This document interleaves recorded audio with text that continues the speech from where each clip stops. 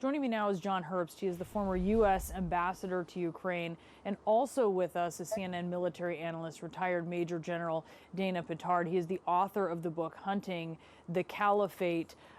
Ambassador, to you first. I wonder, as you are looking at this next battle that is, starting to get underway by some accounts, but largely has not, but we're on the cusp of it. What are some of the unique challenges in this that Ukrainian forces will be facing? Well, this will be a different fight than the one we've seen around the major cities. It will be more in the open, which is why Zelensky is asking for tanks, armored personnel carriers, multiple rocket launchers, and mobile artillery. It looks like the West has agreed, the United States has agreed to help him get it. Hopefully, we'll get it there fast. If he gets that equipment, I think he'll give the Russians quite a fight. And it's not clear the Russians actually have the troops ready to launch a new offensive right now. So, General, how does that change things, being out in the open, having longer supply lines, since a lot of the material is coming over the border with Poland, and this is obviously a ways away from the Polish border? Well, good morning, Brianna. I agree with Ambassador Herbst about the changing nature based on geography in eastern Ukraine. What will also cause is vulnerability, the vulnerability of supply lines, because the Ukrainian supply lines will get longer. And in fact, the Russian supply lines will be long also, but the Ukrainian ones will be longer. What they were able to take advantage in the Kyiv region was really interior lines where they could resupply like a spoke out of Kyiv into their forces. Now their supply lines will be much longer. Yeah, they'll be much longer, which adds obviously to vulnerabilities. Ambassador, it was interesting.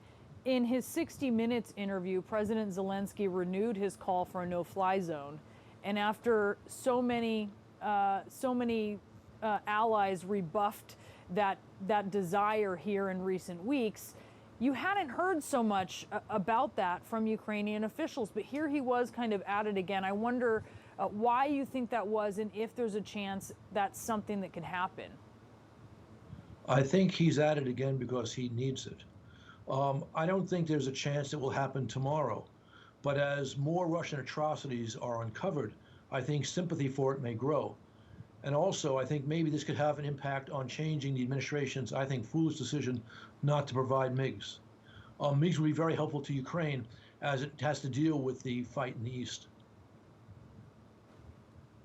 General, how worried are you about this new commander that has been appointed to lead the war in Ukraine? His name is Alexander Dvornikov. Certainly you've seen some of his terrible handiwork in Syria. What are your worries here? Well, General Dvornikov is well known to at least the U.S. side for his brutality in Syria and his lack of care when it came to civilian casualties. But as a new overall commander, he's got a tough task, which is to re-energize the Russian forces. He's got to make gains as quickly as possible. If in fact his deadline is the May 9th, 77th anniversary of the end of World War II. So he's got some challenges. He's got low morale with his forces, but they do have immense capability. If I may, I'd like to touch what you just mentioned as far as no-fly zone.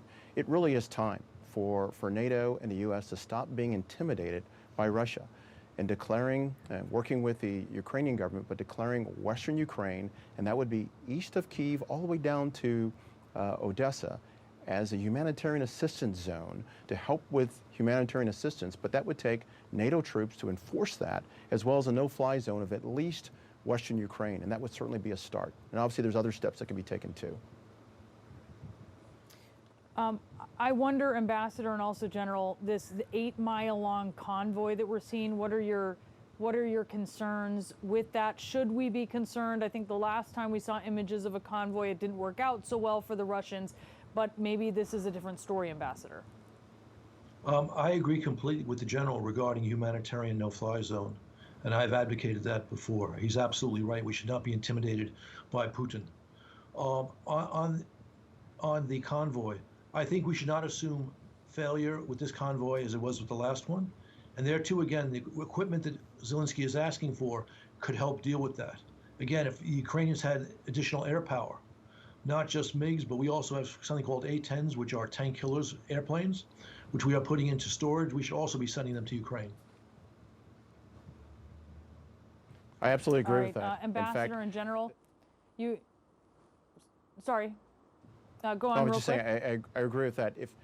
If Ukrainians had air power and or having special ops advisors and assistants who could help direct that, they could hit those key vulnerabilities that the Russians have as far as their supply lines.